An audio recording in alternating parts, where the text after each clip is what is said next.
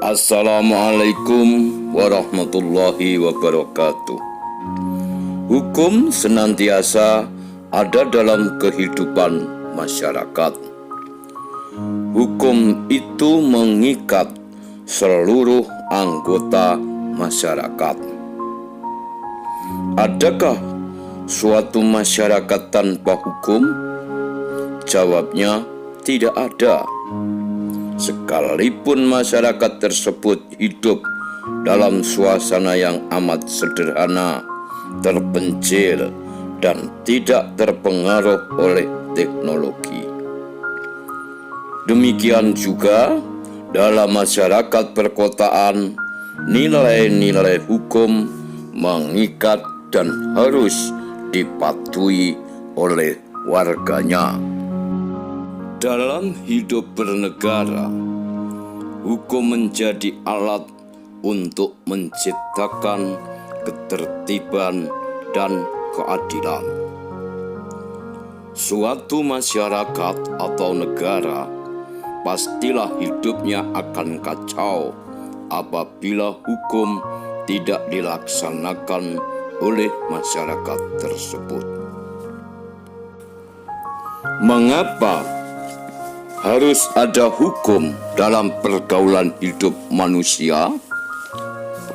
Kita mengetahui bahwa setiap manusia mempunyai keinginan. Kadangkala keinginan itu berbeda-beda. Apabila tidak ada suatu yang dijadikan pedoman dalam mewujudkan keinginan-keinginan tersebut, hal yang terjadi adalah benturan-benturan. Supaya kehidupan dapat berjalan dengan aman dan tertib, diperlukan adanya peraturan hidup. Peraturan hidup itu disebut norma.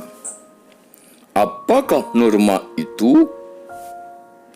Tentu kalian sudah mengetahui jawabnya karena sudah kalian pelajari di kelas 7. Indonesia adalah negara hukum sebagaimana dinyatakan dalam Undang-Undang Dasar Negara Republik Indonesia tahun 1945 pasal 1 ayat 3. Negara Indonesia adalah negara hukum. Hal ini mengandung arti bahwa kehidupan masyarakat, berbangsa dan bernegara harus didasarkan pada hukum yang berlaku. Hukum dijadikan panglima. Segala sesuatu harus atas dasar hukum. Sebagai negara hukum, segala aspek kehidupan dalam bidang kemasyarakatan, kebangsaan dan kenegaraan, termasuk pemerintahan, harus berdasarkan atas hukum yang sesuai dengan sistem hukum nasional. Sistem hukum nasional merupakan hukum yang berlaku di Indonesia dengan semua elemennya yang saling menunjang satu dengan yang lain. Maka mengantisipasi dan mengatasi permasalahan yang timbul dalam kehidupan bermasyarakat, berbangsa dan bernegara yang berdasarkan Pancasila dan Undang-Undang Dasar Negara Republik Indonesia tahun 1945. Untuk mewujudkan sistem hukum nasional sebagaimana pasal 22A Undang-Undang Dasar Negara Republik Indonesia tahun 1945 menegaskan bahwa ketentuan lebih lanjut tentang tata cara pembentukan undang-undang diatur dengan undang-undang. Untuk menjabarkan ketentuan pasal 22A tersebut, ditetapkan Undang-Undang Nomor 12 Tahun 2011 tentang pembentukan peraturan perundang-undangan. Peraturan perundang-undangan menurut Undang-Undang Nomor 12 Tahun 2011 memiliki pengertian peraturan tertulis yang memuat norma hukum yang mengikat secara umum dan dibentuk atau ditetapkan oleh lembaga negara atau pejabat yang berwenang melalui prosedur yang ditetapkan dalam peraturan perundang-undangan. Hukum memiliki berbagai bentuk hukum, baik yang tertulis maupun tidak tertulis. Hukum tertulis dalam kehidupan saat ini memiliki kedudukan yang sangat penting bagi kapasitas hukum. Meskipun demikian, hukum tidak tertulis tetap diakui keberadaannya sebagai salah satu hukum yang mengikat masyarakat. Secara formal, kita sudah mengenal berbagai bentuk peraturan perundang-undangan di sekitar kita. Misalnya, undang-undang lalu lintas, kemudian tata tertib di sekolah, di lingkungan masyarakat, peraturan daerah, peraturan pemerintah, undang-undang, dan peraturan perundang-undang lainnya. Tata urutan peraturan perundang-undangan mengandung makna bahwa peraturan perundang-undangan yang berlaku memiliki hierarki atau tingkatan. Peraturan yang satu memiliki kedudukan lebih tinggi dibandingkan dengan peraturan yang lain. Tata urutan ini perlu dilakukan sesuai dengan prinsip-prinsip atau azas umum yang berlaku dalam hukum, yaitu sebagai berikut. 1. Dasar peraturan perundang-undangan selalu peraturan perundang-undangan.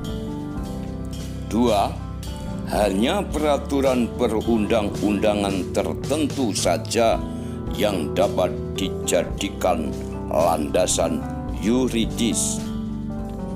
3. Peraturan perundang-undangan yang masih berlaku hanya dapat dihapus, dicabut, atau diubah oleh peraturan perundang-undangan yang sederajat atau lebih tinggi. 4. Peraturan perundang-undangan yang baru mengesampingkan peraturan perundang-undangan yang lama. 5. Peraturan perundang-undangan yang lebih tinggi mengesampingkan peraturan perundang-undangan yang lebih rendah. 6. Peraturan perundang-undangan yang bersifat khusus mengesampingkan peraturan perundang-undangan yang bersifat umum. Dan yang terakhir, 7, setiap jenis peraturan perundang-undangan memiliki materi yang berbeda.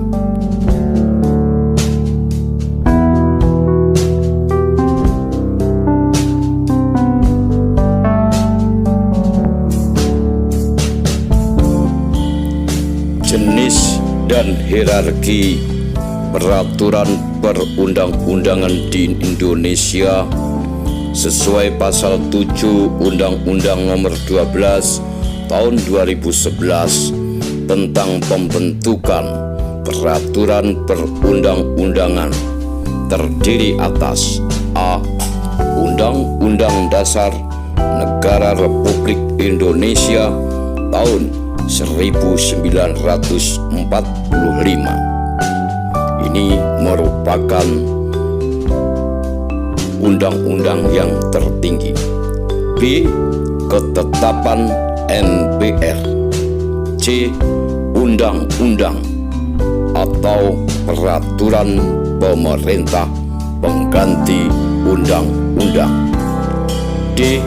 Peraturan pemerintah atau lazim disebut PP. E. Peraturan presiden atau Perpres. F. Peraturan daerah provinsi atau Perda provinsi. Dan G. Peraturan daerah kabupaten kota atau Perda kabupaten kota. Demikian sekelumit uraian tentang penjelasan tata urutan peraturan perundang-undangan. Sampai jumpa pada pertemuan yang akan datang. Semoga bermanfaat. Selamat belajar, tetap dari rumah. Semoga kita dalam lindungan Tuhan Yang Maha Esa, Allah Subhanahu wa Ta'ala. Sekian, wassalamualaikum warahmatullahi wabarakatuh.